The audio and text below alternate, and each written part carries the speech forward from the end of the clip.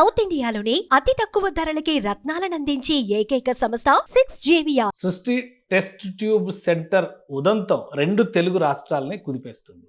పిల్లలు కావాలని కలలుగన్నటువంటి తల్లిదండ్రులకి ఈ ఘటన ఒక అశనిపాతంలా తయారైంది. అసలు పిల్లలు కావాలని సంతానోత్పత్తి కోసం సంతానలేమితో బాధపడుతున్నటువంటి జంటలు వైద్యుల్ని కలిసేటప్పుడు అనుసరించాల్సినటువంటి పద్ధతులు ఏంటి? ఇలాంటి మోసాలు ఇక మీదట జరగకుండా ఉండాలంటే ఏం జాగ్రత్తలు తీసుకోవాలి? ఈ అంశాలను విశ్లేషించేటువంటి ప్రయత్నం చేద్దాం. మనతో పాటు సీనియర్ గైనకాలజిస్ట్ డాక్టర్ శ్రవంతి గారు ఉన్నారు.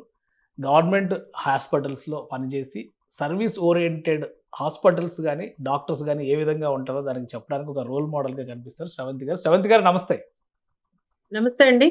శ్రవంతి గారు, ఈ ఇష్యూ చూసిన తర్వాత చాలా మంది ఆందోళన చెందుతున్నారు. మామూలుగా సంతానలేమితో ఉన్నవాళ్ళు ఫస్ట్ ఆరోగ్య సమస్య వస్తే ఫస్ట్ వెళ్ళేది డాక్టర్ దగ్గరికి. కానీ సంతానలేమి విషయంలో కూడా పిల్లలు కావాలి అనేటువంటి ఆశ ఉన్నవాళ్ళు కూడా నెలలు సంవత్సరాల తరబడి డాక్టర్ల చుట్టూ తిరుగుతారు. కానీ ఈ టెస్ట్ ట్యూబ్ సెంటర్ ఉదంతం తర్వాత ఒక ఆందోళన, భయం జనంలో నెలకొని ఉంది. ఏం చెప్తారు మీరు దీని గురించి? నిజంగానేనండి. నాకు ఎన్ని కాల్స్ వస్తున్నాయంటే సర్ప్రైజింగ్లీ ఇంతకు ముందు ఎవరైతే ఐవీఎఫ్ ద్వారా కనిన్నారో వాళ్ళు కాల్స్ చేస్తున్నారు. ఎలా మేడం ఇప్పుడు ఈ బేబీ నాదా కాదా, ఇప్పుడు ఇదంతా ఏంటి? ఇదే టైంలో ఇప్పుడు కొత్తగా ఒక సినిమా కూడా వచ్చిందంట, డిఎన్ఏ అని ఒక కొత్త మూవీ. సో దాన్ని చూసి కూడా వాళ్ళకి ఇప్పుడు మా బేబీనేనా కాదా అని అంటూ ఉంటే అసలు బాధపడాలో దీన్ని ఎలా తీసుకోవాలో కూడా అర్థం కాని పరిస్థితి. ఇక్కడ 3 అంశాలండి. ఒకటి, అమాయకత్వమైన ప్రజలు మోసపోతున్నారు. సెకండ్, డాక్టర్స్ ఎథిక్స్ లేవా. థర్డ్, గవర్నమెంట్ ఏం చేస్తుంది. ఈ 3 అంశాలు మనకి చాలా ఇంపార్టెంట్ ఇక్కడ చెప్పాలి అనంటే. ఫస్ట్ పాయింట్, పేషెంట్స్ అంటే ఇప్పుడు క్లయింట్స్ అంటాం మేము. ప్రెగ్నెన్సీ కోసము ఆరాటం ఎక్కువ, నాకు ఏదో ఒక బేబీ ఎలాగైనా కావాలి అని పరిగెత్తి మోసపోతున్నారు. బిజినెస్ ఒక మాఫియా లాగా ఇది జరుగుతూ ఉంది. ఇప్పటి నుంచి కాదు, కొన్నేళ్లుగా జరుగుతూ ఉంది. కొంతమందిని పట్టుకోవడం జరిగింది. కానీ లాస్ అంటే మన యాక్ట్ ఏవైతే ఉన్నాయో లీగల్లీ మనము స్ట్రాంగ్ గా లేమా ఏంటో తెలియదు. ఎంత ధైర్యం ఉంటే ఇలాంటి పనులు మళ్ళీ మళ్ళీ చేయగలుగుతున్నారు, అది అసలు ఎలా చేయగలుగుతున్నారు, ఈ లాబింగ్ ఎంతవరకు అంటే ఏ స్థాయి నుంచి స్టార్ట్ అవుతుంది, ఏ స్థాయి వరకు వెళ్తుందో తెలియట్లేదు. అంటే అమాయకంగా కోట్లు పెట్టుకొని, లక్షలు ఖర్చు పెట్టుకొని, ఆస్తులు అమ్ముకొని, పొలాలు అమ్ముకొని, నేను ఒక తల్లి కావాలి, మేమిద్దరం తల్లిదండ్రులు కావాలి అనే ఒక ఆశని వీళ్ళు క్యాష్ చేసుకుంటున్నారు, విపరీతంగా క్యాష్ చేసుకుంటున్నారు అని అది ఎంతవరకు కరెక్ట్? అండ్ డాక్టర్స్ ఎథిక్స్ ను పోగొట్టుకొని, అంటే మేము ఎంతో దేవుళ్ళ తర్వాత దేవుళ్ళలా నమ్ముతారు మమ్మల్ని. సో మేము మా నమ్మకాన్ని ఎందుకు పోగొట్టుకుంటున్నాం ఇలాంటి పనులు చేసి? ఇది ఎలాగ ఇదంతా బయటికి రావాలి, ఇది చాలా చాలా ఇంపార్టెంట్.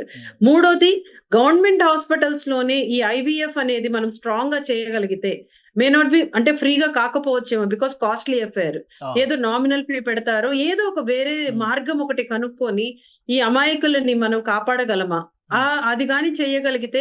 ఎందుకంటే గవర్నమెంట్ లో మనం ఇలాంటి అవినీతి చేసే అవకాశం ఉండదు, అక్కడ అంతా ఎథికల్ గానే జరుగుతుంది. కాబట్టి అదేమన్నా మనం చేయగలమా అనే దాని గురించి ఇప్పుడు మా ఫీల్డ్ లో కూడా, అంటే డాక్టర్స్ మేము ఏమైతే ఉన్నామో మేము కూడా రకరకాల మీటింగ్స్ పెట్టుకొని దీన్ని ఎలా బయటికి రాగలము అనే దాని గురించి చర్చలు జరుగుతున్నాయి. కానీ అంటే గవర్నమెంట్ సెక్టర్ లో ఇది పాసిబిలిటీ ఉందా మేడం? మీరు ఆల్రెడీ గాంధీ హాస్పిటల్ లాంటి వ్యవస్థలో ఎక్కువ కాలం పనిచేశారు.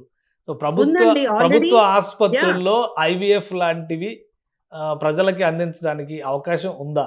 ఉంది. ఆల్రెడీ ఐవీఎఫ్ పెట్టాలి, ఇన్ఫర్టిలిటీ సెంటర్ అనేది ఒకటి పెట్టారు.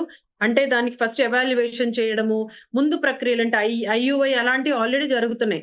ఐవీఎఫ్ కూడా పెట్టవచ్చు, బట్ దాన్ని కూడా ఆ ప్రణాళిక బద్ధంగా దాంట్లో కూడా జెన్యూన్ వాళ్ళు ఉండి దాన్ని కానీ నడిపించగలిగితే కంపల్సరీగా అక్కడ సక్సెస్ అవుతుంది. బికాస్ గవర్నమెంట్ హాస్పిటల్లో చేయలేని కేసు అంటూ లేదు, డీల్ చేయలేని కాంప్లికేషన్ లేదు, అసాధ్యమైనది కానే కాదు. కాకపోతే కాస్ట్లీ అఫేర్. అంటే ఐవీఎఫ్ కి సంబంధించిన ఏదైతే మీడియా అంటామో, ప్రోటోకాల్స్ అవన్నీ కూడా చాలా కాస్ట్లీ. అవి గవర్నమెంట్ లో తెప్పియడం అనేది అంత ఈజీ కాదు. దాన్ని ఒక త్రికరణ శుద్ధిగా దానిపైన ఎవరైనా మంచి ఫోకస్డ్ ఏమన్నా అధికారులు గాని ఉంటే కంపల్సరీగా చేయొచ్చు. కానీ ఒకటి అంటే ఇప్పుడు ఈ కేసులో సృష్టి టెస్ట్ ట్యూబ్ సెంటర్లో ఆల్రెడీ గతంలో కేసులు నమోదైనవి, సీజ్ చేశారు, లైసెన్స్ రద్దు చేశారు, ఇట్లాంటివన్నీ చెప్తున్నారు. అంటే ఒక సిస్టంలోకి వచ్చిన తర్వాత డాక్టర్స్లో ఎథిక్స్ ఉంటాయని చెప్పని జనరల్గా ఎక్స్పెక్టేషన్స్ అన్నీ కూడా ఉంటాయి. ఇక్కడికి వచ్చేసరికి కేసులు ఉండి హాస్పిటల్స్ మూసేసి ఇవన్నీ జరిగినా కానీ మళ్ళీ తెర వెనక నుంచి వ్యవహారాలు నడిపించడం, దీన్ని ఎలా చూడాలి? అసలు డాక్టర్స్‌గా ప్రాక్టీస్ చేసే వాళ్ళకి ఈ విషయంలో ఎటువంటి వెసులుబాట్లు ఉంటాయి? అదే కదండీ ఆశ్చర్యము. అంటే పొలిటికల్‌గా వాళ్ళు వాళ్ళని రక్షిస్తున్నారా?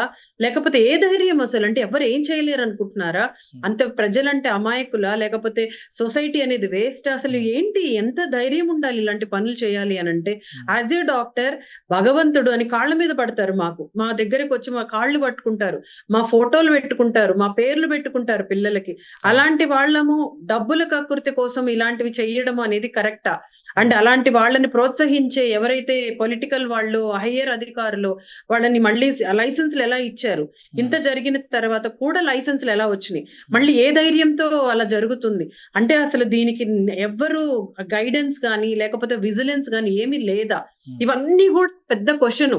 కానీ ఇలా అంటే అయితే నమ్మకం గవర్నమెంట్ సెక్టార్‌లో అంత ఫ్రీడమ్ ఉంటదా? మీరు గవర్నమెంట్ సెక్టార్‌లో పనిచేశారు. ఇప్పుడు కూడా గవర్నమెంట్ కంటిన్యూ అవుతున్నారా గవర్నమెంట్ సెక్టార్‌లోనే? Yes. Yes. I am ah! There. మరి మీరు అలా మాట్లాడుతున్నారు కదా! నిజంగా గవర్నమెంట్ సెక్టార్‌లో ఉంటే రాజకీయ ఒత్తిడులు, అధికారంలో ఉన్న వాళ్ళ ప్రెషర్ ఎక్కువగా ఉంటదనేటువంటి అభిప్రాయం ప్రజల్లో ఉంది. మీ అంత ఓపెన్‌గా ధైర్యంగా ఎవరు మాట్లాడరు. లేదండి. గవర్నమెంట్‌లో అలా ఉండదు మాకు. ఏముండదా? మాకు మంచి సపోర్ట్ ఉంటుంది. మాకు సూపరింటెండెంట్ గాని, ఆర్ఎంఓస్ గాని మంచిగా సపోర్ట్ చేస్తారు.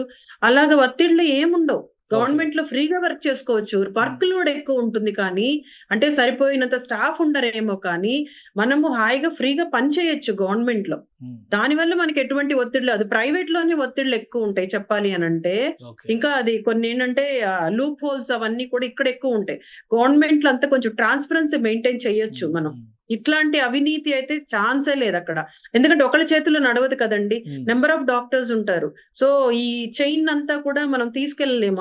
అవినీతి అంటే ప్రతి చిన్న స్థాయి నుంచి ఎళ్ళాలి ఈ చైను. కానీ హ్మ్. అక్కడ అలా కుదరదు. ఓకే. నంబర్ ఆఫ్ డాక్టర్స్ ఉంటారు. నంబర్ ఆఫ్ ఇన్వాల్వ్‌మెంట్ పీజీస్ ఉంటారు. సో, హ్మ్. అవినీతి గవర్నమెంట్ హాస్పిటల్స్‌లో అంత అవ్వదు. హ్మ్. అంటే ఇది ఈ okay. Type of this thing. అంటే అవును. ఇప్పుడు test tube babies and surrogacy ఏవైతే ఉన్నాయో హ్మ్. ప్రైవేట్ సెక్టార్‌లోనే అవినీతి ఎక్కువ జరుగుతుంది. హ్మ్. హ్మ్. ఇక్కడ ఇంకొక 2 అంశాలు కనిపిస్తున్నాయి. ఒకటేమో ఆహ్, ఇండియన్ స్పెర్మ్ టెక్ అని చెప్పని పెట్టి స్పెర్మ్ కలెక్షన్ చేసేటువంటి వాళ్ళ వివాదం ఒకటి కనిపిస్తుంది. రెండోది వీళ్ళు సరోగసీ పేరుతో పూర్తిగా మిస్‌లీడ్ చేశారు. అసలు సరోగసీనే జరగలేదనేది పోలీసులు తేల్చినటువంటి అంశం.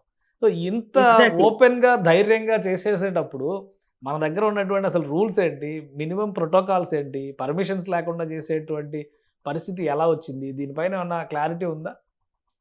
ఇదంతా కూడా ఏంటంటే అండి, మా స్టేజ్‌లో అంటే మేము జస్ట్ ఒక ప్రాక్టీస్ చేసుకునేవాళ్ళము. లేదా గవర్నమెంట్ ఎంప్లాయిడము.